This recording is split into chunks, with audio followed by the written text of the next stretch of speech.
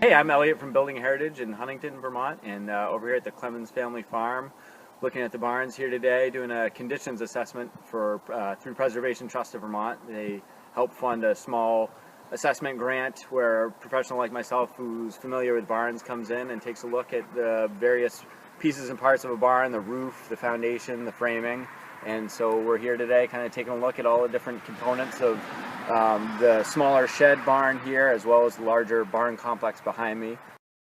The main core of both barns are very early 1800s, nice hardwood hand-hewn timber frames, both in very good condition. And then the larger complex behind me here has been added onto several times, all done very well, with some really unique features. A two-story square silo behind me here with a large stone base and 2 stories of wood above.